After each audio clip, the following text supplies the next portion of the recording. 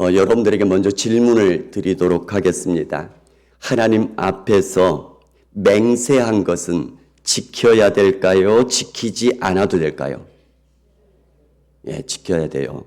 예, 그 다음에 하나님께 서원한 것은 갚아야 될까요? 갚지 않아도 될까요? 예, 갚아야 돼요. 그 다음에요, 하나님께 기도한 후에 기도 응답으로 받고 결정한 것, 이것은 변경해도 될까요? 변경하면 안 될까요?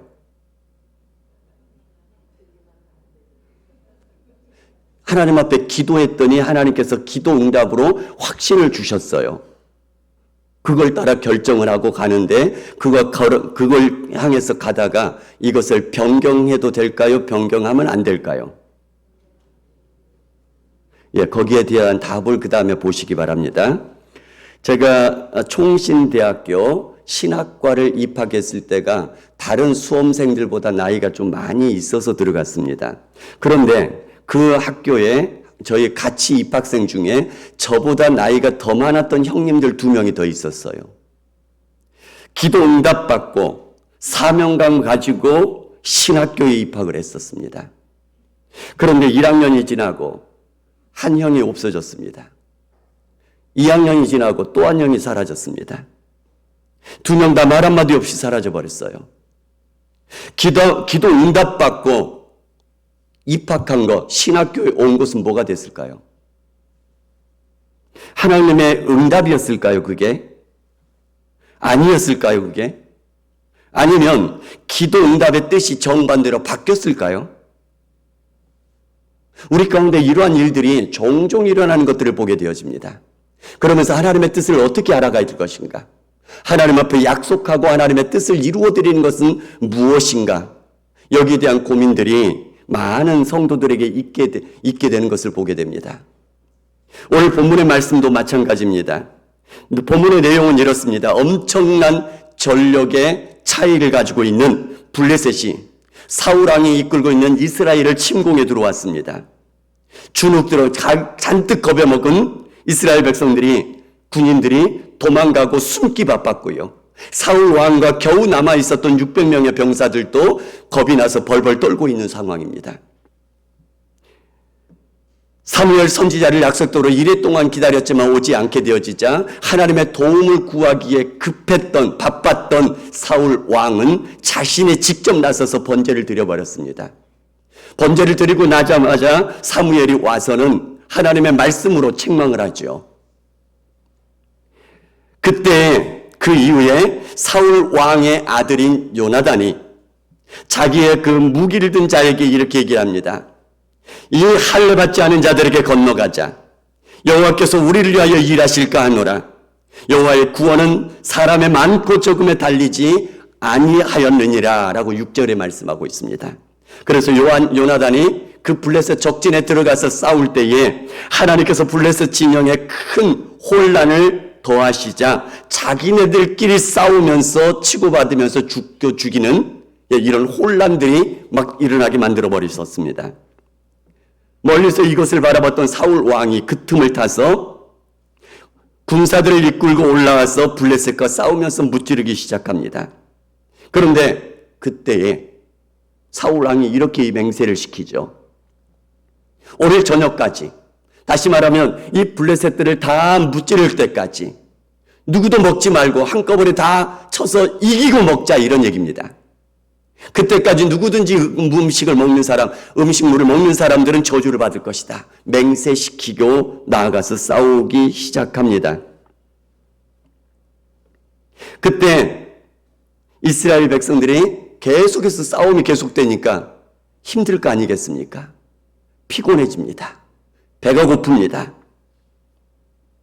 그런데 이 맹세를 듣지 못했던 요나단은 꿀이 흐르는 것을 보고는 지팡이 끝으로 찍어서 조금 맛보았는데 그것 때문에 눈이 밝았다고 얘기를 합니다. 여러분들 그런 거 한번 경험하신 분들 많이 계실 것입니다. 배가 너무 고파가지고 기진맥진해 있을 때에 단 거, 초콜릿 한 입만 딱 먹으면 어떻게 되죠? 예, 기운이 확 나는 것 같죠. 특히 여러분들 이런 분들 계실 것입니다. 당뇨 때문에 고생하시는 분들, 막 힘들 때에 단 것 하나, 사탕 하나, 초콜릿 하나 잠깐 입에 넣기만 해도 기운이 확 나는 것들을 느끼게 될 겁니다. 아마 그런 상황이다라고 보시면 될 것입니다. 백성들이 굉장히 피곤했습니다. 피곤한 백성들이 나중에는 이 탈취한 물건들 중에서 고기들을 잡아먹는데 너무 배가 고프니까, 너무 그 기진맥진해 있으니까 이 원래 이스라엘 율법에는 피를 다 뺀 다음에 그렇게 고기를 먹게 되어 있거든요. 그래서 그럴 여유가 없습니다. 핏째 막 먹기 시작합니다. 나중에 블레셋을 끝까지 추적해서 다 그들을 전멸할까요? 하고 전멸하겠다라고 가자라고 하니까 백성들은 그렇게 응하고 갑니다. 그때 제사장들이 하나님께 먼저 물어봅시다 해서 물어보는데 하나님이 아무 대답을 안 하십니다. 그러자 사울 왕이 이건 무슨 죄가 있어서 그런 것이다 하면서 제비를 뽑는데 누구에게 뽑히냐면 자기 아들 요나단이 뽑히게 되어지죠. 그래서 이 요나단을 그 자기의 맹세대로 죽이려고 합니다. 그러자 백성들이 들고 일어나죠. 만류하죠. 요나단을 살게 해줍니다. 왜냐하면 요나단이 하나님과 동역해서 이 큰 구원을 이룬 사람인데 어떻게 죽일 수 있느냐라는 것이죠. 자, 그러면 사울 왕이 맹세하여서 지금 요나단을 죽여야 되는 상황이었습니다. 죽여야 됐을까요? 죽이지 않은 것이 옳았을까요? 맹세했는데요. 아까 여러분들이 맹세하면 지켜야 된다고 말씀하지 않으셨습니까? 근데 지금 요나단은 백성들이 들고 일어나니 지키지 않게 되어집니다. 그러면 이게 무엇일까요? 우리는 하나님 앞에서 약속하고 하나님 앞에 서원하고 하나님 앞에 맹세하는 것들이 어떤 방향으로 나아가야 되는 것일까요? 사울 왕의 맹세는 백성들로 하여금 너무 피곤하여서 싸우기 어렵게 만들어 버렸습니다. 나중에는 백성들이 기진하여서 고기를 먹을 때에 핏째 서둘러 먹게 만들므로써 율법을 어기게 만들어 버렸더란 얘기입니다. 그리고 아들 요나단도 죽일 뻔하였습니다. 자, 그러면 사울 왕의 이 맹세는 무엇이 문제였을까요? 요나단도 그 전에 이렇게 말씀하죠. 이 할례 받지 않은 자들에게 건너가서 싸우자 하면서 두 사람이 적진에 들어가는 아주 무모한 행동을 하고 있죠. 사울 왕도 지금 한 것이 뭐냐면은 오늘 저녁까지 다 전멸하고 힘 모아서 마음 모아서 다 한꺼번에 전멸해 버리고 나서 먹자. 힘을 모아서 이런 얘기 아니겠습니까? 사울은 빨리 해치우고 마음 편하게 밥을 먹자.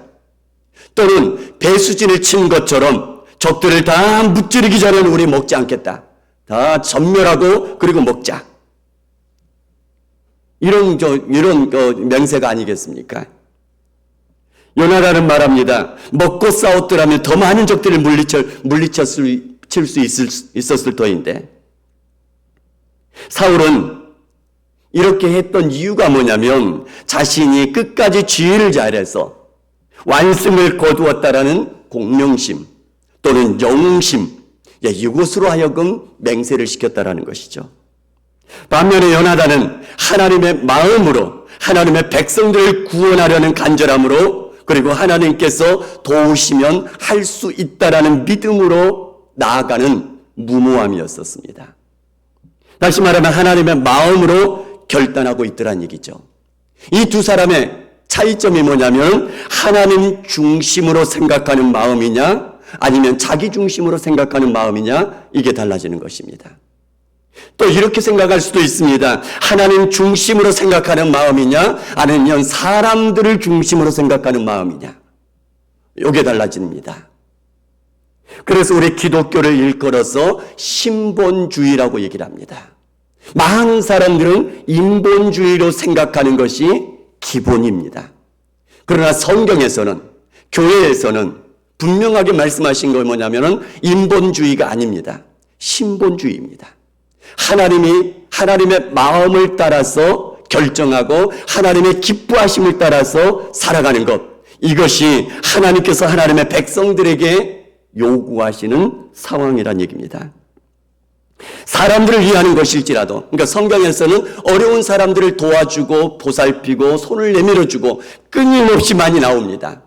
그러나 이렇게 어려운 사람들을 위하는 것이라 할지라도 그 사람들이 하나님을 향한 믿음의 마음으로 더 가까이 갈 수 있도록 위해주는 그 마음이어야 될 것이라는 얘기입니다. 단순히 사람들의 복지만을 생각하는 것이 아니란 얘기입니다. 사람들을 위해주는 마음이지만 더 크고 더 근본적인 하나님의 복을 받아 누리게 하려는 그 마음으로 사람들을 돌봐주는 것이죠. 그러니까 근본적인 마음의 출발점이 다르다는 얘기입니다. 그냥 사람들을 불쌍히 여기고 사람들의 복지를 생각하고 이것이 기독교의 정신이 아니고요. 하나님의 더 크고 크신 복을 받아 누리게 하기 위해서 하나님의 그 축복을 나누어 준다라는 마음으로 돌봐주는 것이 기독교의 성경의 정신이란 얘기입니다. 모세가 성막을 세울 때 이런 얘기도 있었죠. 누구든지 있는 것 다 가져오라. 그랬더니 백성들이 자원해서 가져왔더니 쓰고도 남음이 있었다라고 얘기를 하죠. 솔로몬이 성전을 지을 때도 똑같았습니다. 우리 교회에 여러 가지 헌금 목록들이 있습니다. 선교 헌금도 있고 장학 헌금도 있고 비전 헌금도 있고 만나 헌금도 있고 구제 헌금도 있고, 여러분들이 그 모든 목록 따라 다 안 하셔도 됩니다. 마음의 감동대로 하시면 되는 것이고요. 여러분의 형편에 맞게끔 하시면 됩니다. 그러나 그런 모든 목록들을 만들어내는 이유가 있습니다. 왜냐하면 예를 들자면 선교헌금 목록이 없으면 선교헌금을 하고 싶어도 못하는 경우들이 생기지 않겠습니까? 하나님 앞에서 구제헌금을 하고 싶은데 그러면은 할 수 있는 마음들을, 방향들을, 그 다음에 목표들을 제시를 해드리는 것입니다. 그러면 여러분들께서는 기도하면서 여러분들의 마음속에 하나님께서 감동 주신 대로 그것들을 감당해 내시면 되는 것이고, 그 마음이 하나님 앞에 상달될 때 하나님께서는 그 마음을 받으시고 복되게 해 주실 줄 믿습니다. 우리는 무엇을 하든지 하나님께서 기뻐하시게 하는 것이 무엇인가? 하나님께서 원하시는 것이 무엇인가? 하나님께서 진정으로 기뻐하시며 바라시는 것이 무엇인가를 먼저 출발점으로 생각하면서 기도하며 정해 나아가야 될 것이란 얘기입니다. 우리가 맹세를 하거나 또는 서원을 하거나 또는 약속을 하거나 우리의 마음에 결심을 하거나 무엇을 하든지 간에 사람들 중심으로, 인간 중심으로, 나 중심으로 생각하는 것이 아니라 하나님께서 기뻐하시는 것이 무엇인가를 먼저 생각하며 예수님이라면 어떻게 하셨을까를 먼저 생각하면서 그렇게 출발점이 거기에서 시작하면서 하나님의 뜻을 찾아가는 것, 이것이 바른 생각이고 바른 출발점이란 얘기입니다. 우리가 모든 것들을 생각할 때, 모든 것들을 결정할 때에 인간 중심이 아니라 하나님 중심으로 거기서부터 출발하면서 나아갈 수 있기를 주님의 이름으로 축복합니다. 그 다음에 사울은 나중에 이 하나님께서 대답하여 주시지 않은 것은 무언가 죄가 있어서라는 얘기입니다. 그 원인을 찾으면서 요나단이라 할지라도 반드시 죽을 것이다. 두 번째 맹세까지 하죠. 결국은 백성들의 만류로 지키지 않았습니다. 그런데 사사 입다 이야기를 여러분이 떠올려 보시기 바랍니다. 암몬 자손들이 쳐들어와서 그들과 맞서서 싸우러 나갑니다. 나가면서 이렇게 얘기를 하죠. 하나님 앞에 맹세를 하고 서원을 하죠. 하나님께서 이기게 하시고 돌아오게 하신다면 돌아올 때에 나를 우리 집 대문 앞에서 첫 번째로 맞이한 사람을 하나님께 번제로 드리겠습니다. 하나님께서 승리하고 돌아오게 만들어 주셨습니다. 돌아올 때에 자기 집 대문 앞에서 무남 동료 딸이 자기를 맞이하게 됩니다. 그래서 결국은 딸이 2달의 말미를 달라고 해서 2달을 말미를 주고 난 다음에 성경에서는 그 다음 기록은 없습니다만은 아마 번제로 드렸을 것입니다. 맹세를, 서원을 지키게 됐을 것입니다. 사울 왕이 잘한 걸까요? 입다가 잘한 걸까요? 무엇일까요? 하나님의 뜻은 사람을 번제로 드리는 것은 전혀 없습니다. 사사기는 하나님을 우선적으로 섬기지 않고 자기들 소견에 옳은 대로 행하던 시대였습니다. 때문에 입다의 그런 서원들은 바로 하나님께서 기뻐하시는 대로 서원한 것이 아니라 그 당시 이 가나안 땅 살고 있던 사람들의 풍습을 따라서 서원한 것뿐이란 얘기입니다. 때문에 이 서운한 대로 갚아드리는 것, 이것은 하나님의 뜻이 아니란 얘기입니다. 그러니까 사사기에 나와 있는 그것이, 성경에 나와 있는 그것이 모두가 다 하나님 앞에서 올바른 것이 아니란 얘기입니다. 때로는 사사기는 자기 소견에 옳은 대로 행하는 것들이 너무 많기 때문에 잘못 행하는 백성들의 그런 관습들이 너무 많이 보이는 것입니다. 사울왕의 이 맹세는 신앙을 바탕으로, 믿음을 바탕으로, 하나님 마음의 중심으로 한 것이 아니란 얘기입니다. 자신의 영심을 바탕으로 그렇게 맹세한 것뿐이었더라는 것이죠. 그러니까 백성들이 요청한 것처럼, 만류한 것처럼 이 맹세를 지키지 않은 것이 오히려 더 잘한 것이라는 얘기입니다. 말씀을 다시 한번 이렇게 정리를 합니다. 우리의 신앙의 모습을 정리합니다. 기도 응답을 받고 난 후에 행동으로 옮기는 것, 이것이 아주 중요합니다. 우리는 모든 일들을 결정할 때 하나님께 먼저 기도하시기 바랍니다. 하나님께서 확신을 주시는 대로 그렇게 살아가시기 바랍니다. 기도하지 않고 내 마음대로, 내 생각대로 행하는 것 아니란 얘기입니다. 하나님께 기도하시면서 하나님께서 확신 주시는 그 확신 가지고 살아가시기 바랍니다. 그러나 기도한 후에 응답받고 난 후에도 행동으로 옮긴다 하더라도 여전히 하나님의 뜻을 물어가면서 점검하면서 행동으로 계속해서 옮겨가야 됩니다. 왜냐하면 하나님께 기도 응답을 받았다고 하는 이것이 많은 경우에는 확신 주신 것이 옳을 것입니다만 때로는 그것이 내 확신으로 끝날 수도 있다는 얘기입니다. 하나님께서 아무개야 하면서 직접 음성을 들려주시지 않기 때문에 때로는 내 결단으로, 내 결정으로, 내 확신으로 그렇게 정한 것일 수도 있다는 얘기입니다. 사도 바울이 2차 선교 여행을 갑니다. 소아시아 지역에 있는 무시아라는 지역에서, 그러니까 이렇게 소아시아가 이렇게 되어 있으면요, 무시아, 이 끝에 무시아에서 비두니아라는 쪽으로 이렇게 돌아와서 다시 돌아오려고 했습니다. 그러니까 소아시아 지역을 삥 돌아서 다시 원래 안디옥 교회로 돌아오려고 그랬죠. 그런데 이 비두니아로 가는 길이 자꾸 막히는 겁니다. 그날 막히고 있는데 저녁에 잠을 자는데 환상 중에 꿈에 마게도냐 사람, 건너편, 바다 건너편에 있는 유럽 땅에 있는 마게도냐 사람이 손짓하면서 와서 우리를 도우라라는 꿈이 나타납니다. 그때에 바울이 뭐라고 얘기를 하냐면 사도행전 16장 10절에 이렇게 얘기를 합니다. 하나님의 저 사람들에게 복음을 전하라고 우리를 부르신 줄로 인정함이라. 그리고는 원래 계획을 바꿔서, 그러니까 소아시아 지역을 돌아오려는 것을 바꿔서 유럽으로 건너가서 복음을 전하기 시작했습니다.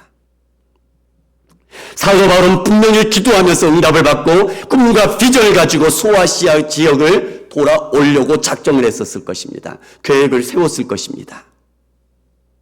그러나 하나님의 뜻은 소아시아 지역 쪽이 아니라 유럽으로 복음이 전해지기를 원하셔서 그 바울의 꿈과 비전을 바꿔 가시기도 하시더란 얘기입니다.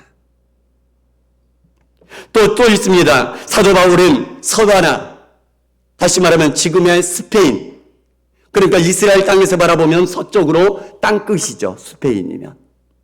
땅끝까지 이르러 내 증인이 되라는 말씀을 가지고 기도하면서 응답받고 그것을 비전 삼아서 서바나, 스페인, 그 땅끝까지 복음 전하고자 하는 그 꿈과 비전을 품고 나아가고 있었습니다. 그래서 점점 넓혀가고 있었죠. 그런데 3차 선교 여행이 끝난 후에 예루살렘에 돌아왔는데 예루살렘에서 붙잡혔고 감옥살이를 하다가 결국은 로마로 압송되어 로마 감옥에 갇히게 되어버립니다. 하나님 앞에 묻지 않겠습니까?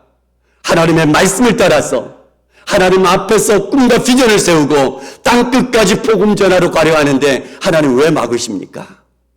묻지 않겠습니까? 그런데 나중에 이 로마 감옥에서 쓴 그 옥중 서신에 보면 바울은 이렇게 고백을 합니다. 나의 매인 것이, 내가 감옥에 갇힌 것이 오히려 복음의 진보가 된 것을 감사한다. 이렇게 고백하고 있습니다. 다시 말하면 하나님 앞에서 꿈과 비전을 가지고 말씀 가지고 꿈을 세우고 말씀을 가지고 기도하면서 비전을 세웠지만 그것이 바뀔 수도 있다라는 것이죠. 이걸 이렇게 보면 될 것 같습니다. 예전에도 한번 우리 성도님들과 함께 나눴는데요.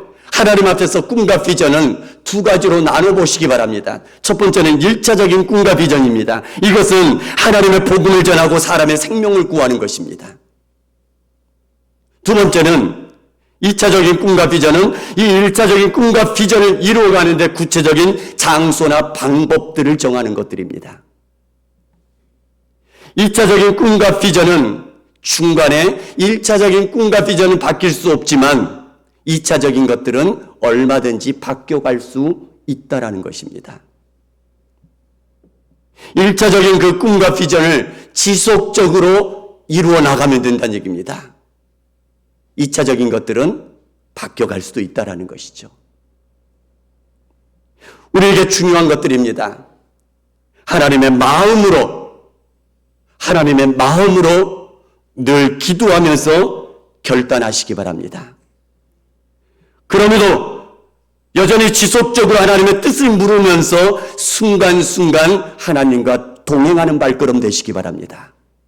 그때 하나님께서는 여전히 우리를 붙드시고 함께해 주시면서 승리하게 해 주실 줄 믿습니다. 1차적인 꿈은 절대 바뀌면 안 됩니다.